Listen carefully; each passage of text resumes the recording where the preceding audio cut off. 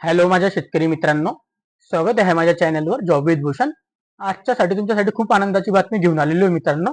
2023च्या खरीप हंगामामधील कापूस व सोयाबीन उत्पादक शेतकऱ्यांना अर्थसहाय्य देण्यासाठी त्यांनी कार्यपद्धती इथं योजना सुरू केलेली आहे मित्रांनो. म्हणजे त्यांनी आता पैसे वाटपाची सुरुवात इथं केलेली आहे मित्रांनो. तुमच्यासाठी आनंदाची बातमी घेऊन आलेली. लेटेस्ट जी आर आहे 30 ऑगस्ट 2024 जी आर आहे मित्रांनो, 30 ऑगस्ट 2024चा. ओके, तर इथं लेटेस्ट ते तुमच्यासाठी इथं पैसे येणे सुरू झालेले आहे. आपले थेट आपल्या खात्यामध्ये पैसे जमा होणार आहे मित्रांनो. तर संपूर्ण माहिती मी या व्हिडिओमध्ये तुम्हाला देणार आहे. तर तुम्हाला संपूर्ण माहिती या व्हिडिओमध्ये ऐकून घ्यायची आहे, कशा पद्धतीने आपल्याला भेटणार आहे. ओके मित्रांनो, चॅनलवर नवीन असाल चॅनल सबस्क्राईब करून ठेवायचे आणि बेल आयकॉनला प्रेस करून ठेवायचे मित्रांनो. ओके, चला तर मग सुरू करूया व्हिडिओला मित्रांनो. आता तर मित्रांनो तुम्ही बघू शकता इथे जेव्हा पीडीएफ फाईल मी ओपन केलेली आहे, संपूर्ण पीडीएफची आपण माहिती घेऊया एकदा. ओके, तर 2023च्या खरीप हंगामामधील कापूस व सोयाबीन उत्पादक शेतकऱ्यांना अर्थसहाय्य देण्याबाबतीची कार्यपद्धतीची सुरुवात झालेली आहे मित्रांनो. ओके, तुमच्यासाठी खूप आनंदाची बातमी आहे मित्रांनो. खूप साऱ्या जणांचे मला मेसेज होते कधी येणार आहे आमच्या खात्यामध्ये पैसे, तर बघा तुमच्यासाठी तर चालू केली त्यांनी आता कार्यपद्धती. दिनांक 30 ऑगस्ट 2024चा जी आर आहे मित्रांनो, लेटेस्ट जी आर असणार आहे हा. इथं लिहिली त्यांनी प्रस्तावना.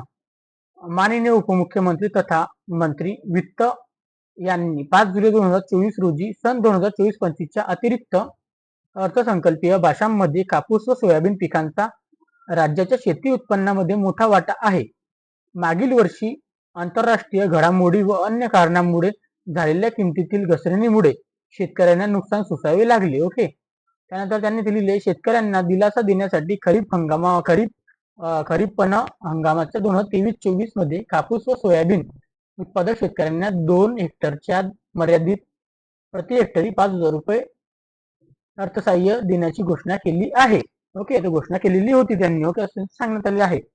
या घोषणेच्या अनुषंगाने राज्यातील सन 2023च्या खरीप हंगामामधील ई पीक पाहणी पोर्टलवर नोंदीत असलेल्या कापूस व सोयाबीन उत्पादक शेतकऱ्यांना 0.2 हेक्टरपेक्षा कमी क्षेत्रातील सरसकट 1,000 तर 2 हेक्टरपेक्षा जास्त क्षेत्रासाठी त्यांच्या क्षेत्रानुसार प्रति हेक्टर 5,000 असे आपल्याला 2 हेक्टरच्या मर्यादित अर्थसहाय्य देण्याची प्रस्तावना मान्य मंत्रिमंडळाच्या 11 जुलै 2024च्या बैठकीत मान्यता देण्यात आलेली आहे मित्रांनो. ओके, त्या अनुषंगाने आता इथं काय लिहिले त्यांनी, त्या अनुषंगाने संदर्भीय शासन निर्णयानुसार अर्थसहाय्य मंजूर करण्याबाबत शासन निर्णय निर्गमित करण्यात आलेला सदरचे अर्थसहाय्य संबंधी कापूस व सोयाबीन उत्पादक शेतकऱ्यांना वितरित करण्यासाठी कार्यपद्धती निश्चित करण्याची बाब शासनाच्या विचारधारणात होती. त्याबाबत शासन पुढील प्रमाणे निर्णय घेत आहे. आता काय निर्णय घेतला आपण ते पण इथं बघून घेऊया. आता मित्रांनो संपूर्ण माहिती तुम्हाला वाचून दाखवणार मी. आपण छोटा व्हिडिओ बनवत नाही, कधी शॉर्टकट मध्ये मी सांगत नसतो मित्रांनो. ओके, शासन निर्णय. राज्यातील सन 2023च्या खरीप हंगामामधील ई पीक पाहणी पोर्टलवर नोंदणी असलेल्या कापूस सोयाबीन उत्पादक शेतकऱ्यांना प्रति हेक्टरी प्रति पीक 0.2 हेक्टरपेक्षा कमी क्षेत्रातील सरसकट 1,000 तर 0.2 पेक्षा जास्त क्षेत्रासाठी त्यांच्या क्षेत्रानुसार प्रति हेक्टरी 5,000 रुपये 2 हेक्टरच्या मर्यादित अर्थसहाय्य वितरित करण्यासाठी कार्यपद्धती पुढील प्रमाणे निश्चित करण्यास शासनाने मान्यता दिलेली आहे. चालू झालेली आता कशा पद्धतीने तुम्हाला भेटणार आहे ते बघून घ्या तुम्ही इथं. 1. जमाबंदी आयुक्त कार्यालयाकडून ई पीक पाहणी पोर्टलवरील सन 2023 मधील खरीप हंगामामध्ये कापूस सोयाबीन पिकांच्या पेरणीची नोंद झालेल्या शेतकऱ्यांची माहिती डेटा महाआयटीच्या क्लाउडवर प्राप्त झालेली आहे मित्रांनो. ओके, त्यानंतर सदर माहिती डेटा आयुक्त कृषी यांच्या कार्यालयांकडून जिल्हा तालुका निहाय क्षेत्रीय यंत्रणांचा उपलब्ध करून देण्यात आलेला आहे. सदरची माहिती कृषी सहाय्यकांकडून गाव निहाय संबंधित गावांमध्ये व ग्रामपंचायत किंवा दर्शनी भागात ठळकपणे लावण्यात येईल मित्रांनो, असं इथे लिहिलेले आहे. ओके, त्यानंतर मित्रांनो या माहितीनुसार पात्र शेतकऱ्यांनी त्यांचे स्वतःचे संपूर्ण नाव नीट ऐकायचे मित्रांनो, आधार क्रमांक, मोबाईल क्रमांक इत्यादी माहिती विविध संमतीपत्र मी तुम्हाला दाखवलेलं आहे मागच्या व्हिडिओमध्ये मित्रांनो. आधार क्रमांकाचा छायाचित्र प्रतीसह कृषी सहाय्यकाकडे उपलब्ध करून द्यावी मित्रांनो. ओके, तुम्हाला मी सांगितलं होतं फॉर्म कशा पद्धतीने भरायचा आहे, तर मागच्या व्हिडिओमध्ये त्याची लिंक तुम्हाला डिस्क्रिप्शन बॉक्समध्ये टाकून दिली मित्रांनो लागलं तर. सामायिक खातेदाराचा त्यांचे सामायिक असल्यास खात्यावरील क्षेत्रानुसार अनुश्रेयस असणारी एकूण रक्कम सदर सामायिक खात्यातील एक खातेदाराच्या नावावर इतर हिस्सेदार यांचे संमतीने जमा करण्यात येईल मित्रांनो. पण मी तुम्हाला 2 प्रमाणपत्र दाखवले दोघींचे बरं. त्यासाठी एकच खातेदार अर्थसहाय्य उपलब्ध करून देण्यास हरकत नसल्याची बाबतीचे संबंधित सर्व खातेदारांची विविध प्रपत्रावर त्यांचे ना हरकत प्रमाणपत्र, ज्यांचे नावावर मदतीची रक्कम जमा करायची आहे त्यांचे संपूर्ण नाव, आधार क्रमांक, मोबाईल क्रमांक इत्यादी माहिती संमती पत्रामध्ये आधार क्रमांकाच्या छायाचित्र प्रतीशी संबंधित कृषी सहाय्यकाला जमा करावी मित्रांनो. याची पण लिंक तुम्हाला टाकून देईन आली व्हिडिओमध्ये, पण मागच्या व्हिडिओमध्ये त्याची संपूर्ण माहिती पण मी दिलेली आहे मित्रांनो. लिंक पण तुम्हाला मी टाकून देईन. त्यानंतर मित्रांनो, शेतकऱ्यांकडून प्राप्त झालेले संमतीपत्र व ना हरकत पत्र तालुका कृषी कार्यालय स्तरावर गावनिहाय संकलित करून जतन करण्यात येईल मित्रांनो. महा-आय-टी तात्काळ वेबसाईट पोर्टल विकसित करून वरील प्रमाणे प्राप्त झालेला डेटा तालुका स्तरावरून या पोर्टलवर घेऊन तो प्रमाणित करून घ्यायचा आहे. प्राप्त झालेल्या या माहितीच्या आधारे प्रमाणीकरण करण्याची कार्यवाही वेब पोर्टलद्वारे करण्यात येईल मित्रांनो. त्यामुळे आधार क्रमांक बरोबर आहे किंवा नाही, तसेच त्याच व्यक्तीचा आहे याची खातरजमा होईल मित्रांनो. ओके. त्यानंतर मित्रांनो, इथं महा-आय-टीने ई पीक पाहणी पोर्टलवरील संबंधित शेतकऱ्यांचे नाव आणि आधार प्रमाणे नाव जुळवणी म्हणजे मॅचिंग करावी. त्यासाठीचे मॅचिंग पर्सेंटेज 90% पर्यंत अनुश्रेय ठेवावे. ई केवायसी झालेले लाभार्थी निश्चित करण्यासाठी आधार क्रमांक, पी किसान, नमो शेतकरी डेटा सेटची जुळवावेत व उरलेल्या अर्जांची नव्याने ई केवायसी करण्यात येईल मित्रांनो, असे इथे लिहिलेले आहे त्यांनी.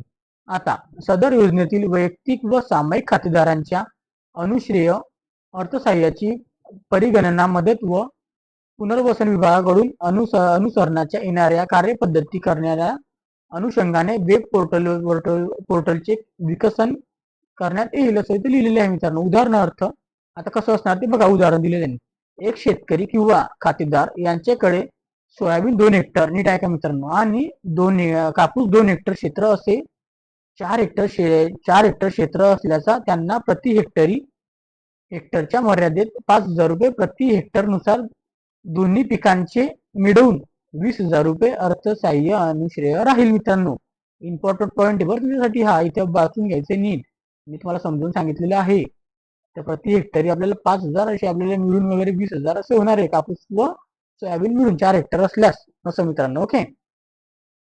कृषी सहाय्यक, तालुका कृषी अधिकारी, जिल्हा अधीक्षक कृषी अधिकारी व सर्व संबंधित अधिकारी कर्मचारी यांना संपूर्ण कार्यपद्धतीने वेब पोर्टलचा वापर इत्यादीचे अभिमुख त्यानंतर देण्यात येईल मित्रांनो. ओके.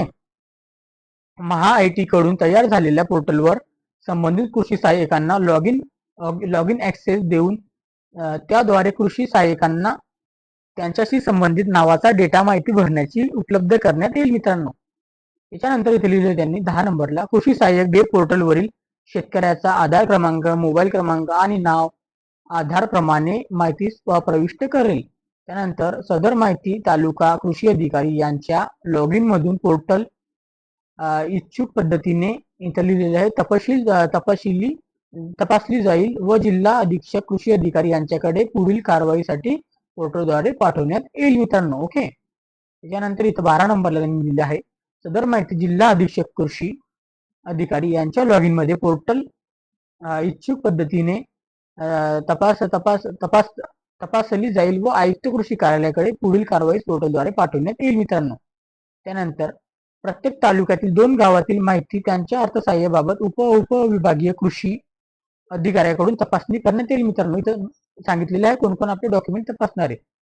आयुक्त कृषी यांच्याकडून पोर्टलद्वारे अनुश्रेय अर्थसहाय्याची रक्कम राष्ट्रीय बँकेच्या माध्यमातून संबंधित शेतकऱ्यांच्या आधार लिंक बँक खात्यामध्ये वितरित करण्यात कारवाई करण्यात येईल मित्रांनो. ओके. त्याच्यानंतर मित्रांनो इथे काय लिहिलं त्यांनी, अर्थसहाय्य विवरणाची ही कार्यवाही पार पडण्याची ग्राम स्तरावर माहितीचे संकलन करणे व संगणक ज्ञानवली विकसन करणे व लाभार्थी शेतकऱ्यांचे ई केवायसी करणे, प्रचार नंतर प्रसिद्धी, कार्यालयीन छपाई इत्यादी साठी येणारा खर्च, तसेच कृषी सहाय्यक यांना प्रति लाभार्थी शेतकरी वीस वीस रुपये 20 तालुका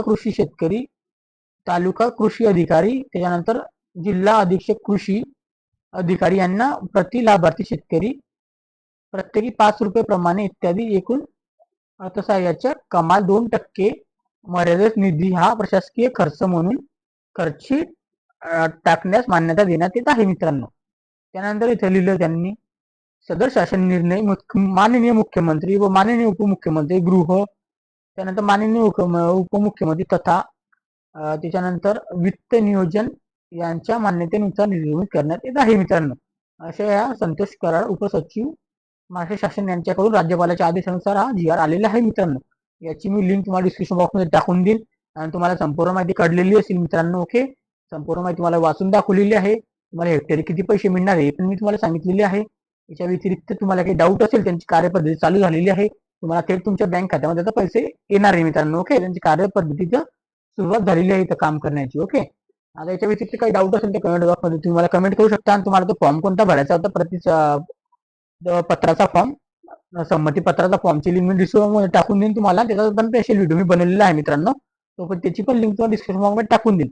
ओके, त्या व्यतिरिक्त पण तुम्हाला डाऊट असेल तुम्हाला कमेंट बॉक्समध्ये कमेंट करा. आणि जास्तीत जास्त आपल्या शेतकरी बांधवांना, मित्र परिवारांना, नातेवाईकांना हा व्हिडिओ शेअर करायचा असेल शेतकरी बांधवांना. ओके मित्रांनो, आणि माझ्याशी काही संपर्क करायचा असेल तुम्हाला तर माझा आपण ग्रुप बनवलेला आहे, आता टेलिग्राम ग्रुप पण बनवलेला आहे आणि व्हॉट्सअप ग्रुप पण बनवलेला आहे मित्रांनो.